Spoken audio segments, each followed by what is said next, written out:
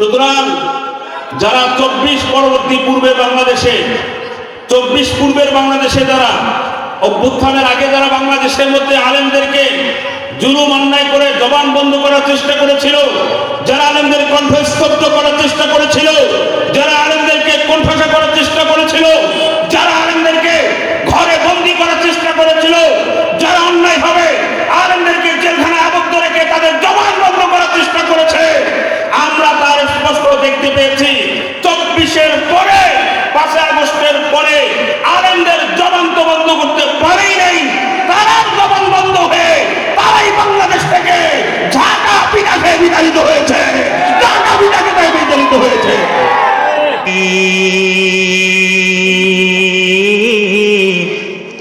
দুনিয়া ছাড়িয়া মসজিদের ওই পালকি আইনা ধুলা দেহে সাজায়া তারে জনমের লাগিয়া। মানুষ কই যায় রে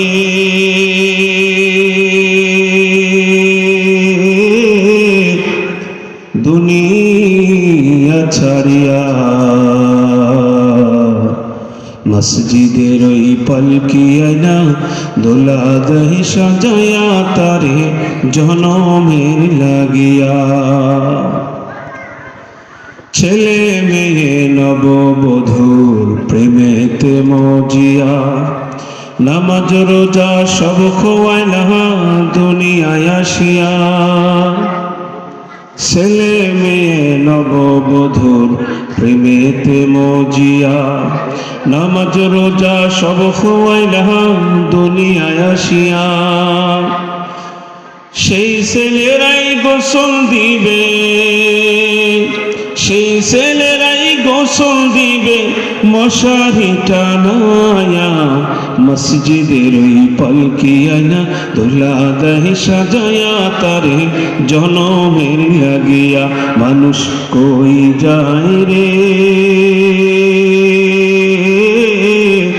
দুনিয়া ছাড়িয়া, মসজিদের ওই পালকি আইনা ধুলা দহি সাজায়া তারে জনমের লাগিয়া।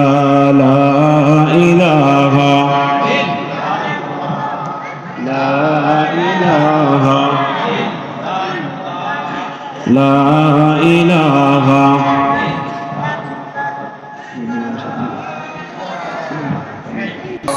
সাল্লাল্লাহু আলাইহি ওয়াসাল্লাম। হযরত আয়েশা সিদ্দিকা রাদিয়াল্লাহু তাআলা আনহা বালিকা মাদ্রাসার উদ্যোগে হাফেজা ছাত্রীর বোরকা প্রদান উপলক্ষে আজকের এই ওয়াজ মাহফিলের সম্মানিত সভাপতি, আজকের মাহফিলের প্রধান অতিথি, আমন্ত্রিত অতিথিবৃন্দ, উলামায়ে কেরাম, বিভিন্ন এলাকা থেকে ইসলাম প্রিয় দিন প্রিয় আমার কলিজার টুকরা মুরব্বী বাবাজিরা, আমার সমবয়সী যুবক ভাইয়েরা, পর্দার আড়াল থেকে শ্রবণরত আমার মা ও বোনেরা, সর্বপ্রথম আমরা সেই মহান রব্বে কারিমের দরবারে শুকরিয়া আদায় করছি যে আল্লাহ পাক রব্বুল আলামিন মেহেরবানি করে, দয়া করে, মায়া করে, মহব্বত করে, ভালোবেসে অসংখ্য অগণিত মানুষের মধ্য থেকে ছাঁটাই বাছাই করে আজকের মাহফিলে আসার বসার তৌফিক দান করলেন। এজন্য আল্লাহ তাআলার দরবারে শুকরিয়া আদায় করছি, আলহামদুলিল্লাহ।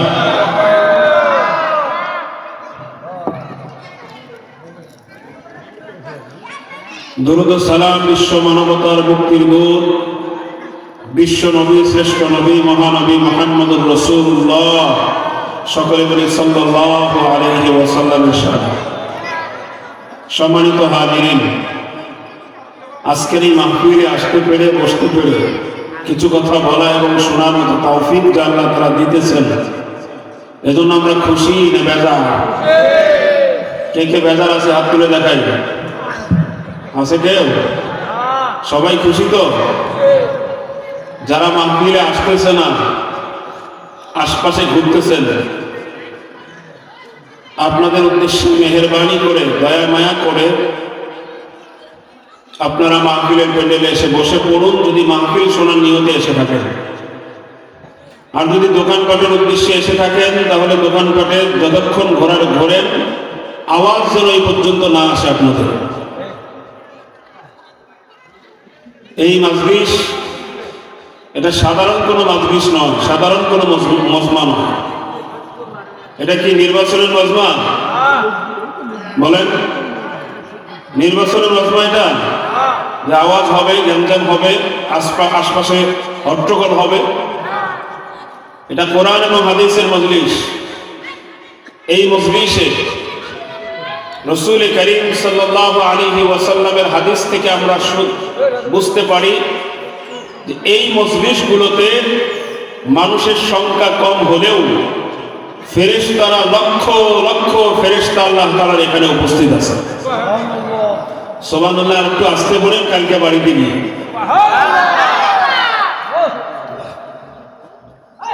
আমরা কোরআন এবং হাদিসের মজলিসে এসে অবহেলা করি। কোরআন এবং হাদিসের মজলিসে এসে আমরা বিভিন্ন টালবাহানা করি, কিন্তু দুঃখের বিষয়, আফসোসের সাথে বলতে হয়, এই মানুষগুলোই এদের সামনে নির্বাচন আসতেছে, এক মুঠা বিড়ির কারণে এরা স্বতঃস্ফূর্তভাবে সেখানে অংশগ্রহণ করে এবং মানুষের পা চাটে, এরকম আছে না নাই? কিন্তু কোরআন এবং হাদিসের মজলিসে আসলে বিভিন্ন তাল শুরু হয়ে যায়, বিভিন্ন বাহানা শুরু হয়ে যায়। আপনাদেরকে বলতেছি, এটা এলাকার নাম হলো আরাদি কুমোরপুর। এই এলাকায় মুসলমান বেশি বসবাস করে নাকি অমুসলিমরা বসবাস করে? মুসলমান মুসলমান বেশি বসবাস করে, এটা আবেগে বলতেছেন। বাকি এখানে মুসলমানের সংখ্যা বেশি। শতকরা কয়জন মুসলমান? শতকরা 99 জনে ধরা যায় মুসলমান এই এলাকায়। আচ্ছা, আপনাদেরকে একটা প্রশ্ন করি, আজকের এই মজলিসে বা আজকের এই মাঠে যদি গানের মজমা করা হইতো, গানের অনুষ্ঠান করা হইতো, আর মাইকিং শুধু এতটুকু যদি বলা হইতো যে এখানে মেয়ে আসবে না, খালি একটা হিজড়া আসবে। কি আসবে? হিজড়া আসবে। এই মাইকের প্রয়োজন নাই, সামিয়ানার প্রয়োজন নাই, বিচারের প্রয়োজন নাই। শুধুমাত্র একজন হিজড়া এসে যদি একটা মাইক দিয়ে গান গাওয়া শুরু করে দেয়, নাচা শুরু করে দেয়, মানুষকে এই কয়টাই হবে নাকি এর চেয়ে অনেক কম হবে? বেশি হবে। কেন? একটু আগে বলছেন যে এখানে মুসলমানের সংখ্যা বেশি। এরা গেল কোথায়?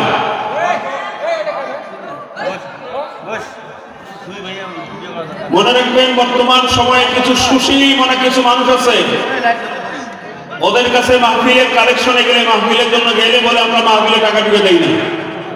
আছে না নাই এরকম আপনাদের এলাকায়? মাহফিলে টাকা ঢুকে দেই না। কেন দাও না? অনেক কাল বাহানা। আমি আমার এলাকায় দেখেছি, আমার সামনে এক মাহফিলের জন্য কালেকশনের জন্য আসলে এক ভদ্রলোকের কাছে, ওই সুশীল, এ বলতেছে আমি মাহফিলে 1 টাকাও দেই না, কোনো টাকা দিতে পারবো না। আমি মাহফিলে মাদ্রাসার কাজ করেন, মসজিদের কাজ করেন, তখন দেব।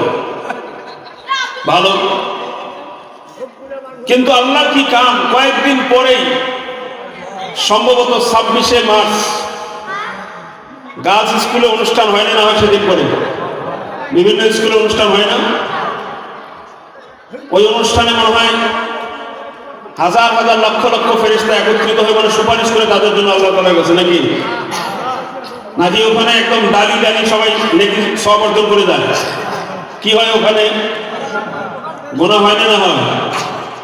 ওখানে সাবালেগা মহিলাদেরকে, মেয়েদেরকে নাচানো হয়, সেখানে মেয়েদের বেপর্দা করা হয়, বেহায়াপনা হয়, ছেলে মেয়েদের অবাধ মিলামেশা হয়, হয় না হয়? সেই মজলিসের জন্য যখন তার কাছে এসেছিল ওই লোকটা, যার কাছে আমি এক মাহফিলের লোকের কথা বলিয়ে 5 টাকাও পাই নাই, সেই লোকটা আমার সামনেই ওই মেয়েগুলোকে 1000 টাকা দিয়ে দেয় অনুষ্ঠানের জন্য, 26শে মার্চের অনুষ্ঠানের জন্য। ওই লোকটা। এবার আপনারাই বলেন, এই মাহফিলের অনুষ্ঠানে টাকা পয়সা দিলে সব না হোক, গোনা হবে কি বলেন? গোনা হবে? সব হবে না হবে এটা পরের বিষয়, গোনা কি হবে নাকি সেটা বলেন। কিন্তু সে যে 1000 টাকা যেখানে দিলে ওখানে কি সব হবে? গোনা হবে না হবে?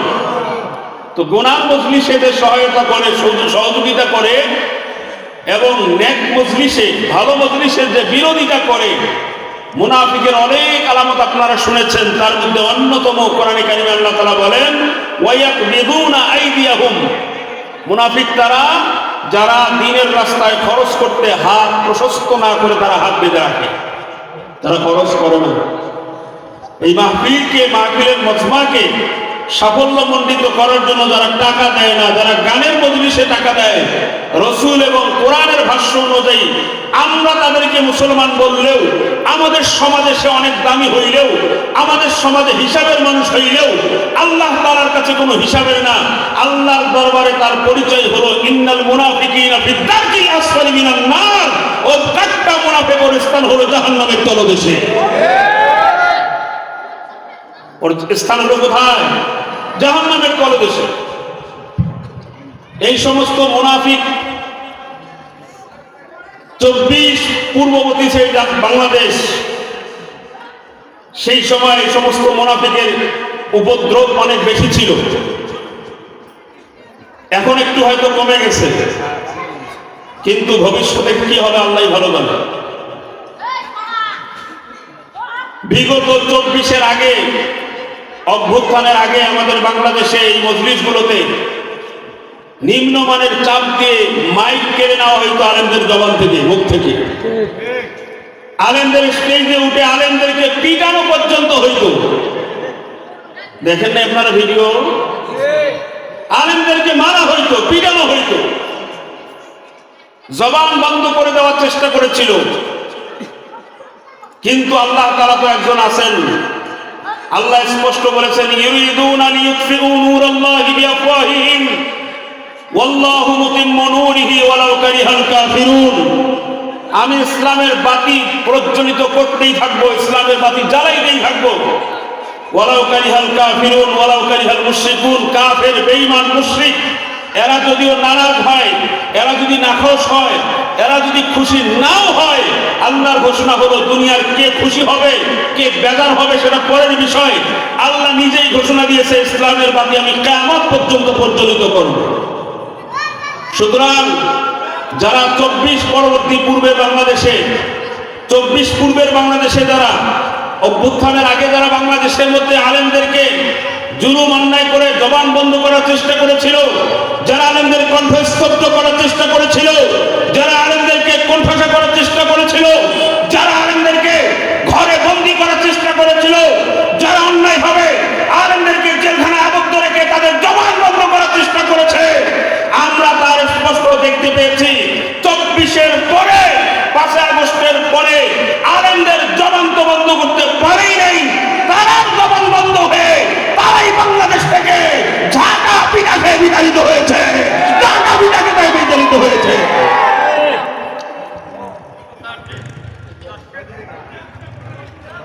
আগামীর বাংলাদেশে আমরা স্পষ্ট ঘোষণা দিতে চাই, কেউ আলেমদের জবান বন্ধ করতে এসো না।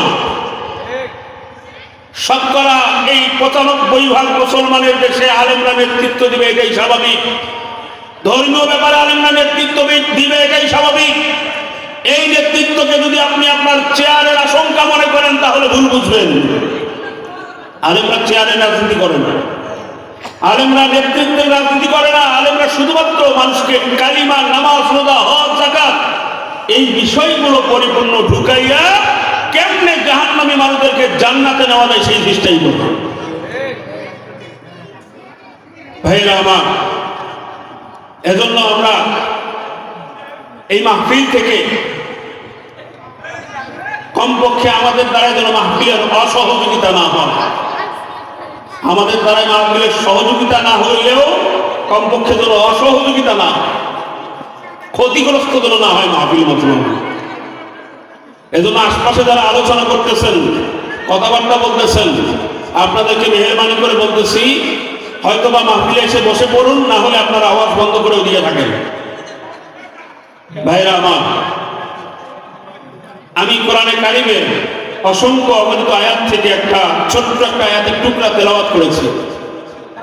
আল্লাহ তাআলা কোরআনে কারিমের মধ্যে বলছেন, লাকাদ কানা লাকুম ফি রাসূলিল্লাহি উসওয়াতুন হাসানাহ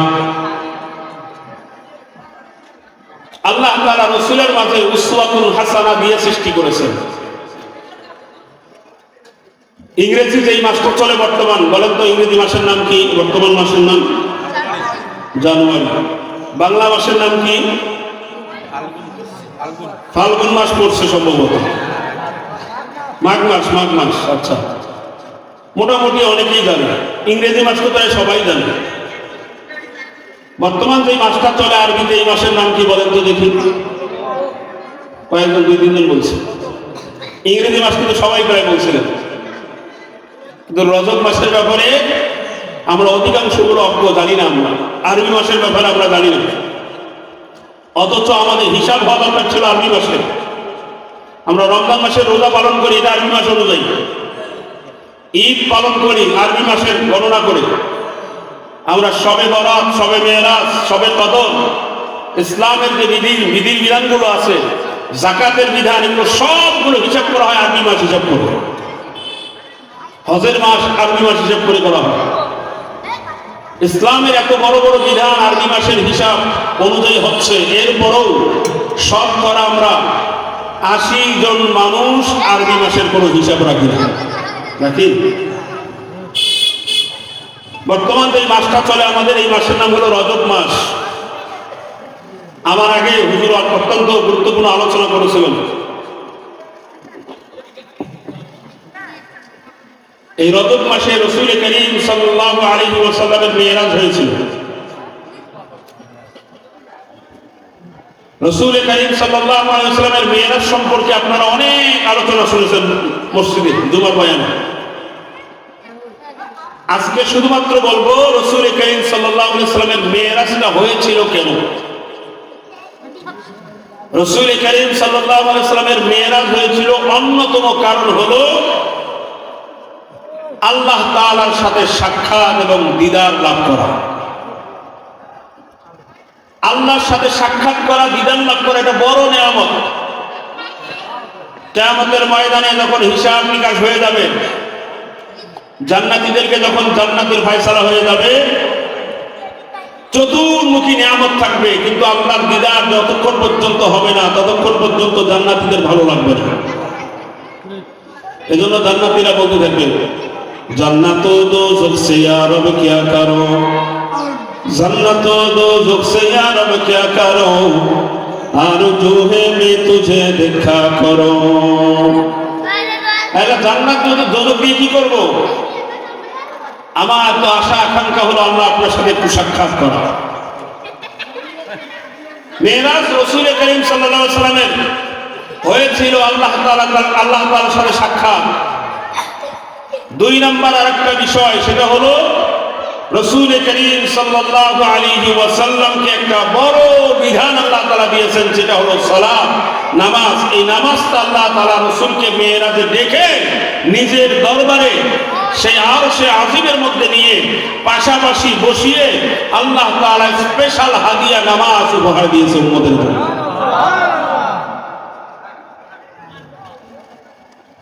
অসংখ্য অগণিত নবী রাসূল দুনিয়াতে এসেছিলেন, কেউ আল্লাহ তাআলার সাথে সাক্ষাৎ করতে পারেনি এইভাবে।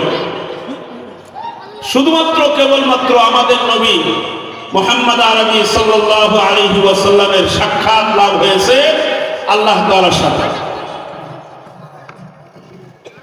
এজন্য আমাদের জন্য স্পেশাল, মুসলমানদের জন্য স্পেশাল কিছু নিয়ামত থাকে, তার মধ্যে থেকে অন্যতম স্পেশাল 2টা নিয়ামত। 1 নম্বর হলো ঈমান, 2 নম্বর হলো আমাদের নবী মুহাম্মদুর রাসূলুল্লাহ সাল্লাল্লাহু আলাইহি ওয়াসাল্লাম। তাহলে আমাদের স্পেশাল নিয়ামতের মধ্যে আমাদের জীবনের থেকেও বেশি দামি 1 নম্বর হলো ঈমান, 2 নম্বর হলো আমাদের নবী মুহাম্মদুর রাসূলুল্লাহ।